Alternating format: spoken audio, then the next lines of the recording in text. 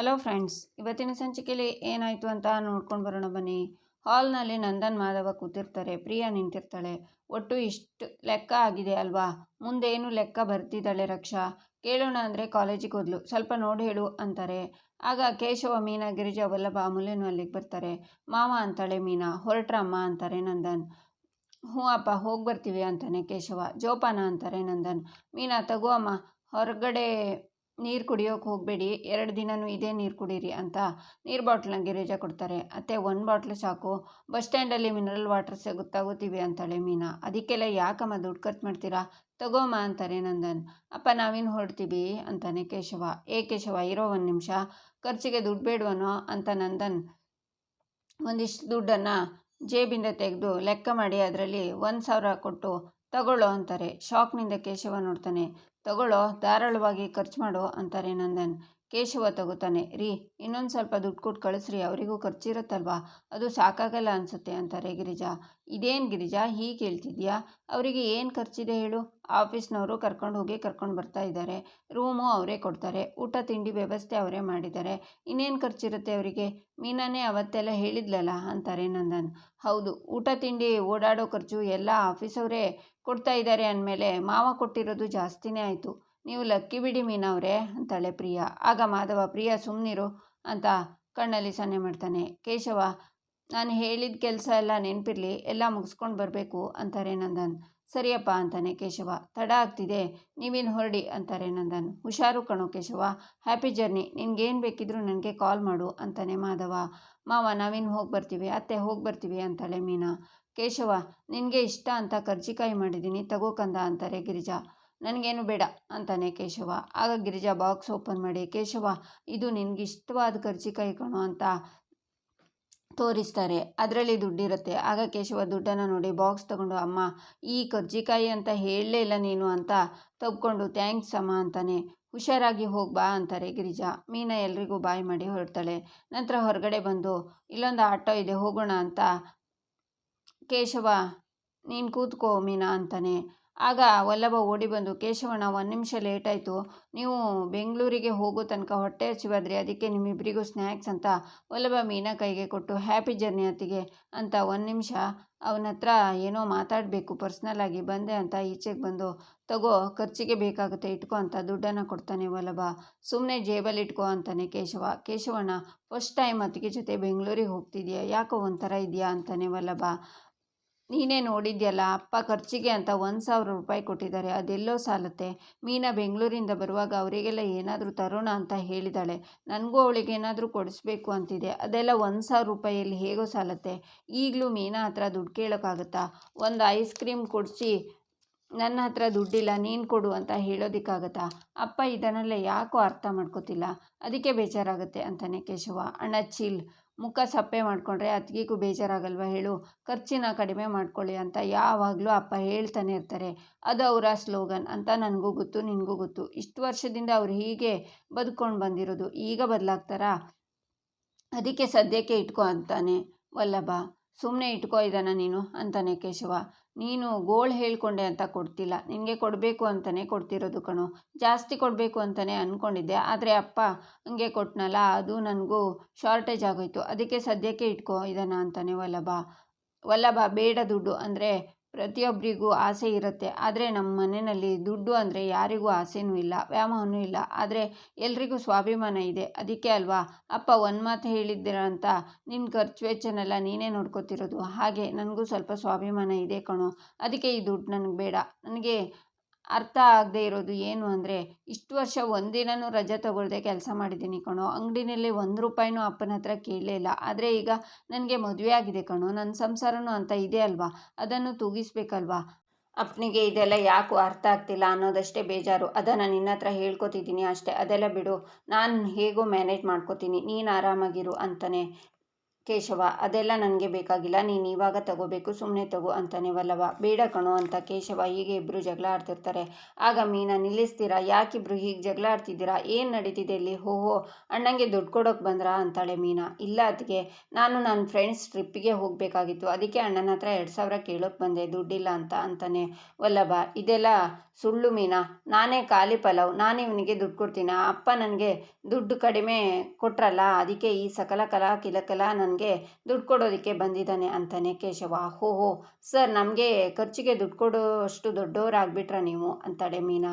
ಹಾಗಲ್ಲ ಅತ್ತಿಗೆ ಅದು ಅಂತಾನೆ ವಲ್ಲಭ. ನೋಡು, ಈ ದುಡ್ಡೆಲ್ಲ ನೀನೇ ಇಟ್ಕೋ, ನಮ್ಮ ಹತ್ರ ದುಡ್ಡಿದೆ ಕಣೋ ಅಂತಾಳೆ ಮೀನಾ. ಅತ್ತಿಗೆ, ನೀವು ಹೀಗೆ ಹೇಳಿದರೆ ಹೇಗೆ, ಪ್ಲೀಸ್ ಅಣ್ಣಂಗೆ ಹೇಳಿ ದುಡ್ಡು ಇಸ್ಕೊಳ್ಳೋಕೆ ಅಂತಾನೆ ವಲ್ಲಭ. ಕೋತಿ, ಅತ್ತೆನೇ ನಮಗೆ ದುಡ್ಡು ಕೊಟ್ಟಿದ್ದಾರೆ, ಸುತ್ತಾಡ್ಕೊಂಡು ಮಜಾ ಮಾಡ್ಕೊಂಡು ಬನ್ನಿ ಅಂತ. ಅದ್ಬಿಟ್ಟು ನನ್ನ ಹತ್ರನೂ ಸ್ವಲ್ಪ ದುಡ್ಡಿದೆ ಕಣೋ. ನನ್ನ ಹತ್ರ ದುಡ್ಡಿದ್ರೇನು, ಕೇಶವನ ಹತ್ರ ದುಡ್ಡಿದ್ರೇನು, ಇಬ್ಬರು ದುಡ್ಡು ಒಂದೇ ಅಲ್ವಾ? ಅವ್ನು ಪಾನಿಪುರಿ ಕೊಡಿಸಿದ್ರೇನು, ನಾನು ಪಾನಿಪುರಿ ಕೊಡಿಸಿದ್ರೇನು, ಖುಷಿ ಖುಷಿಯಾಗಿ ತಿನ್ನೋದು ಮುಖ್ಯ ಅಲ್ವಾ ಕೇಶವ ಅಂತಾಳೆ ಮೀನಾ. ಹೌದು, ಪಾನಿಪುರಿ ಜೊತೇಲಿ ತಿನ್ನೋದು ಮುಖ್ಯ ಅಂತಾನೆ ಕೇಶವ. ಅಬ್ಬಬ್ಬಾ, ಜೋಡಿ ಅಂದರೆ ಜೋಡಿ, ಬೆಸ್ಟ್ ಪಾನಿಪುರಿ ಜೋಡಿ. ಅತ್ತಿಗೆ ನಿಂತ್ಕೊಳ್ಳಿ ಅಂತ ಕೇಶವನ ಪಕ್ಕ ನಿಲ್ಲಿಸಿ, ಹಾರಿ ಕಣ್ಣು, ಬೀದಿ ಕಣ್ಣು, ನರಿ ಕಣ್ಣು, ಕೋಳಿ ಕಣ್ಣು, ಯಾರ ಕಣ್ಣು ತಾಗದೇ ಇರಲಿ ಅಂತ ದೃಷ್ಟಿ ತೆಗೆದು ತೂತು ಅಂತಾನೆ ವಲ್ಲಭ. ಅಣ್ಣ, ಅಪ್ಪ ಕಾಲ್ ಮಾಡಿದರೆ ರಿಸೀವ್ ಮಾಡಬೇಡ, ತಲೆನೇ ಕೆಡಿಸ್ಕೊಳ್ಳೋಕೆ ಹೋಗಬೇಡ, ಅತ್ತಿಗೆ ಜೊತೆ ಆರಾಮಾಗಿರು, ಹ್ಯಾಪಿ ಜರ್ನಿ ಅಂತ ಇಬ್ಬರನ್ನು ತಪ್ಕೊಂಡು ಹೊರಡಿ ಅತ್ತಿಗೆ ಅಂತ ಅವರಿಬ್ಬರಿಗೂ ಬಾಯ್ ಮಾಡಿ ಬರ್ತಾನೆ ವಲ್ಲಭ. ಅವರಿಬ್ಬರು ಆಟೋದಲ್ಲಿ ಹೋಗ್ತಾರೆ. ಈಚೆ ವಲ್ಲಭ ಮನೆ ಮುಂದೆ ಬೈಕ್ ಒರೆಸ್ತಾ ನಿಂತಿರ್ತಾನೆ. ಸುಂದ್ರನೂ ಬಂದು ನಿಂತ್ಕೋತಾನೆ. ಆಗ ಅಮೂಲ್ಯ ಬಂದು, ಚಿಕ್ಕಪ್ಪ ನೀವೇನು ಇಲ್ಲಿ ಏನು ಮಾಡ್ತಿದ್ದೀರಾ ಅಂತಾಳೆ. ವಲ್ಲಭ ಬೈಕ್ ಒರೆಸ್ತಿದ್ದ, ನಂದು ಒಂದಿನ ಈ ಥರ ಒರೆಸಪ್ಪ ಅಂತ ಕೇಳ್ಕೊತಿದ್ದೀನಿ ಅಂತಾನೆ ಸುಂದ್ರ. ಚಿಕ್ಕಪ್ಪ, ನನಗೆ ನಿಮ್ಮನ್ನು ನೋಡ್ತಿದ್ರೆ ಒಂದು ಸಾಂಗ್ ನೆನಪಾಗ್ತಿದೆ, ಹೇಳ ಅಂತಾಳೆ ಅಮೂಲ್ಯ. ಹೇಳು ಅಂತಾನೆ ಸುಂದ್ರ.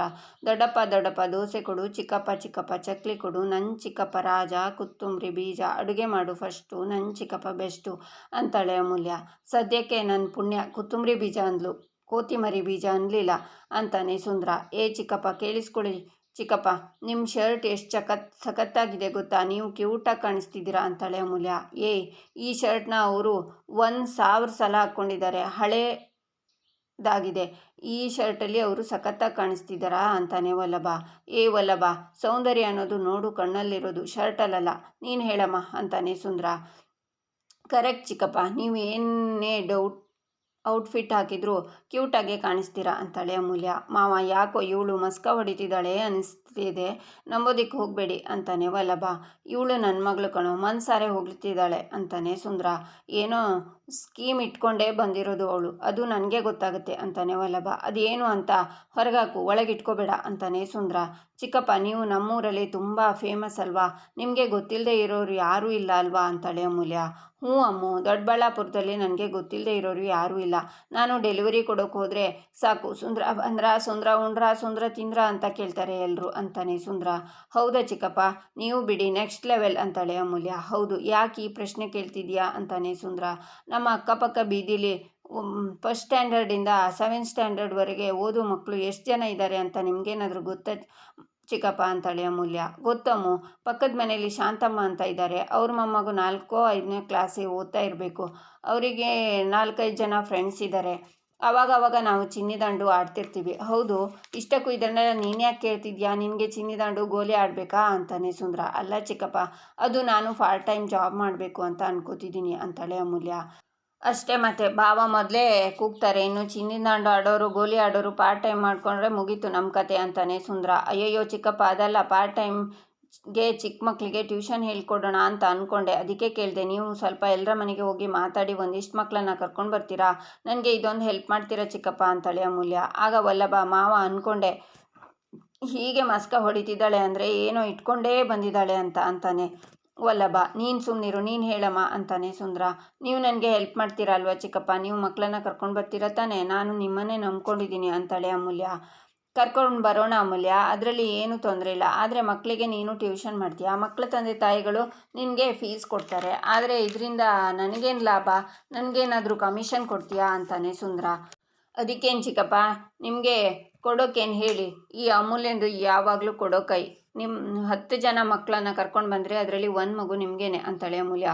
ಏನಮ್ಮ ಹೇಳ್ತಿದ್ಯಾ ನೀನು, ಇವರದ್ದೆಲ್ಲ ತೊಳೆದು ಸಾಲದು ಅಂತ ಈಗ ಆ ಮಗುದು ತೊಳ್ಕೊಂಡು ಕೂತ್ಕೊಳ್ಳ ನಾನು ಅಂತಾನೆ ಸುಂದ್ರ. ಅಯ್ಯೋ ಹಾಗಲ್ಲ ಚಿಕ್ಕಪ್ಪ, 1 ಮಗು ಫೀಸ್ ನಿಮಗೆ ಅಂತ ಹೇಳೋಕೆ ಬಂದೆ ಅಂತಾಳೆ ಅಮೂಲ್ಯ. ಹಾಗಿದ್ರೆ ಈ ಡೀಲ್ ಓಕೆ, ನೋಡ್ತಾ ಇರು, ಈಗಲೇ ನಾನು ಹೋಗ್ಬಿಟ್ಟು ಮಕ್ಕಳನ್ನ ಕಂಡವರನ್ನೆಲ್ಲ ಕರ್ಕೊಂಡು ಬರ್ತೀನಿ ಅಂತ ಹೋಗ್ತಾನೆ ಸುಂದರ. ಹೆಂಗೆ ನಾವು ಅಂತಾಳೆ ಅಮೂಲ್ಯ. ಅದೆಲ್ಲ ಇರಲಿ, ಅಪ್ಪಂಗೆ ಇನ್ನು ವಿಷಯ ಗೊತ್ತಾಗಿಲ್ಲ, ಯಾವಾಗ ಹೇಳ್ತೀಯಾ ಅಂತಾನೆ ವಲ್ಲಭ. ಹೇಳ್ತೀನಿ ಕಾಡು ಪಾಪ, ಹೇಗೋ ಧೈರ್ಯ ಮಾಡಿ ಹೇಳ್ತೀನಿ ಅಂತಾಳೆ ಅಮೂಲ್ಯ. ನೀನು ಏನು ಬೇಕಿದ್ರೂ ಮಾಡು, ಆದರೆ ಅಪ್ಪಂಗೆ ಹೇಳಿಬಿಟ್ಟು ಶುರು ಮಾಡು ಅಷ್ಟೇ ಅಂತಾನೆ ವಲ್ಲಭ. ಈಚೆ ಮೀನಾ ಕೇಶವ ಬೆಂಗಳೂರಿಗೆ ಬಂದು ರೂಮಿಗೆ ಬರ್ತಾರೆ. ಈ ಬೆಂಗಳೂರಿಗೆ ಬಂದು ತಲುಪೋಷ್ಟರಲ್ಲಿ ಸಾಕಾಯ್ತು ಕೇಶವ ಅಂತಾಳೆ ಮೀನಾ. ಹ್ಞೂ ಮೀನಾ, ದೊಡ್ಡಬಳ್ಳಾಪುರದಿಂದ ಬೆಂಗಳೂರಿಗೆ 70 ಕಿಲೋಮೀಟ್ರ್, 35 ಕಿಲೋಮೀಟ್ರ್ ಬರೋದಕ್ಕೆ ಅರ್ಧ ಗಂಟೆ ಆಯಿತು, ಇನ್ನು 35 ಕಿಲೋಮೀಟ್ರ್ ಬರೋದಕ್ಕೆ 2 ಗಂಟೆ ತಗೊಂಡ. ಎಷ್ಟು ಟ್ರಾಫಿಕ್ ಮೀನಾ. ನಮ್ಮ ಪುಣ್ಯ ಪ್ರಾವಿಷನ್ ಸ್ಟೋರ್ಸ್ ಬೆಂಗಳೂರಲ್ಲಿ ಇಲ್ಲ, ಇದ್ದಿದ್ರೆ ಬರೀ ಟ್ರಾಫಿಕ್ನಲ್ಲೇ ಡೆಲಿವರಿ ಕೊಟ್ಟು ವಯಸ್ಸಾಗಿರೋದು ನನಗೆ ಅಂತಾನೆ ಕೇಶವ. ನಾವು ಬರುವಾಗ ಏರ್ಪೋರ್ಟ್ ರೋಡಲ್ಲಿ ಬಂದ್ವಲ್ಲ, ಆಗ ಫ್ಲೈಟ್ ನಮ್ಮ ಹತ್ರದಲ್ಲೇ ಹೋಯಿತು ಕಣೋ. ಆವಾಗ ನನಗೆ ಎಷ್ಟು ಖುಷಿ ಆಯ್ತು ಗೊತ್ತಾ ಕೇಶವ. ಆದಷ್ಟು ಬೇಗ ನಾವು ಫ್ಲೈಟಲ್ಲಿ ಎಲ್ಲಾದರೂ ಹೋಗಬೇಕು ಅಂತಾಳೆ ಮೀನಾ. ಎಂಥ ಆಸೆ ಮೀನಾ. ನಮ್ಮಪ್ಪ ದೊಡ್ಡಬಳ್ಳಾಪುರದಿಂದ ಬೆಂಗಳೂರಿಗೆ ನಮ್ಮಿಬ್ಬರನ್ನ ಒಟ್ಟಿಗೆ ಕಳಿಸೋದಕ್ಕೆ ದೊಡ್ಡ ವಿಷಯ ಮಾಡಿಬಿಟ್ರು. ಇನ್ನೇನಾದರೂ ಅಪ್ಪ ನಾವಿಬ್ಬರು ಫ್ಲೈಟ್ ಹತ್ತುತ್ತೀವಿ ಅಂದರೆ ನಮ್ಮಿಬ್ಬರನ್ನ ಏರೋಪ್ಲೇನ್ ಹತ್ತಿಸ್ಬಿಡ್ತಾರೆ ಅಂತಾನೆ ಕೇಶವ. ಬಸ್ಸಲ್ಲಿ ಕೂತು ಕಾಲೆಲ್ಲ ತುಂಬ ನೋವ್ತಿದೆ ಕಣೋ ಅಂತಾಳೆ ಮೀನಾ. ಹೌದಾ, ನನ್ನ ಮುದ್ದು ಕಾಲು ಒತ್ತುತ್ತೀನಿ ಅಂತಾನೆ ಕೇಶವ ಅಂತಾಳೆ ಮೀನಾ. ನಾನು ಹೆಂಡ್ತಿ ನಿನ್ನ ಗಂಡ ಅಂತೆಲ್ಲ ಹೇಳೋದು ಬೇಡ ಅಂತಾನೆ ಕೇಶವ. ಅದೆಲ್ಲ ಕೇಶವ, ಸ್ವಲ್ಪ ಜೋರಾಗಿ ಒತ್ತು ಅಂತ ಹೇಳೋಕೆ ಬಂದೆ ಅಂತಾಳೆ ಮೀನಾ. ಗುದ್ಬಿಡ್ತೀನಿ ಅಂತ ಕಾಲನ್ನು ಒತ್ತುತ್ತಾನೆ ಕೇಶವ. ಆಗ ಮೀನಾಗೆ ಫೋನ್ ಬರುತ್ತೆ. ಅತ್ತೆ ಅಂತ. ಹಲೋ ಅತ್ತೆ ಅಂತಾಳೆ ಮೀನಾ. ಬೆಂಗಳೂರಿಗೆ ಹೋಗಿ ತಲುಪಿದ್ರಾ ಅಂತಾರೆ ಗಿರಿಜಾ. ಹಾಂ ಅತ್ತೆ, ಜಸ್ಟ್ ರೀಚ್ ಆದ್ವಿ ಅಂತಾಳೆ ಮೀನಾ. ಅಲ್ಲಿ ಉಳ್ಕೊಳ್ಳೋಕ್ಕೆ ರೂಮ್ ವ್ಯವಸ್ಥೆ ಎಲ್ಲ ಚೆನ್ನಾಗಿ ಮಾಡಿದಾರಾ ಅಂತಾರೆ ಗಿರಿಜಾ. ಹ್ಞೂ ಅತ್ತೆ, ಸಖತ್ತಾಗಿದೆ ಅಂತಾಳೆ ಮೀನಾ. ಹೌದು, ನನ್ನ ಮಗ ಕೇಶವ ಏನು ಮಾಡ್ತಿದ್ದಾನೆ ಅಂತಾರೆ ಗಿರಿಜಾ. ಕೇಶವನ ನನ್ನ ಕಾಲು ಒತ್ತುತ್ತಿದ್ದಾನತ್ತೆ ಅಂತಾಳೆ ಮೀನಾ. ಅಂತಾರೆ ಗಿರಿಜಾ. ಅದಲ್ಲ ಅತ್ತೆ, ಕೇಶವನ ಕಾಲನ್ನ ನಾನು ಒತ್ತುತ್ತಿದ್ದೀನಿ ಅನ್ನೋಕೆ ಬಂದೆ ಅಂತಾಳೆ ಮೀನಾ.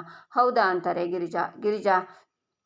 ಕ್ಷೇಮವಾಗಿ ತಲುಪಿದ್ರಂತ ಅಂತಾರೆ ನಂದನ್. ಹ್ಞೂ ರೀ, ಆರಾಮಾಗಿ ತಲುಪಿದಾರಂತೆ ಅಂತಾರೆ ಗಿರಿಜಾ. ಅತ್ತೆ, ನಾನು ಮಾತಾಡ್ತೀನಿ ಕೊಡಿ ಅಂತ ಪ್ರಿಯಾ ಫೋನ್ ತಗೊಂಡು. ಹಲೋ ಮೀನಾ ಅವರೇ, ಅಲ್ಲಿ ರೂಮ್ ಎಲ್ಲ ಚೆನ್ನಾಗಿದೆಯಾ? ಚೆನ್ನಾಗಿಲ್ಲ ಅಂದರೆ ಹೇಳಿ. ನೀವಿರೋದು ವಿಜಯನಗರದಲ್ಲಿ ತಾನೇ? ಅಲ್ಲಿ ನನ್ನ ಫ್ರೆಂಡ್ ಮನೆ ಇದೆ, ಬೇಕಿದ್ರೆ ಅಲ್ಲಿ ಉಳ್ಕೊಳ್ಳೋಕ್ಕೆ ನಾನು ವ್ಯವಸ್ಥೆ ಮಾಡ್ತೀನಿ ಅಂತಾಳೆ ಪ್ರಿಯಾ. ಅಯ್ಯೋ ಪ್ರಿಯಾ ಅಕ್ಕ, ಅದೇನೂ ಬೇಡ, ನಮಗೆ ಇಲ್ಲಿ ಹೋಟೆಲು ತುಂಬ ಚೆನ್ನಾಗಿದೆ, ಇಲ್ಲೇ ಉಳ್ಕೋತೀವಿ ಅಂತಾಳೆ ಮೀನಾ.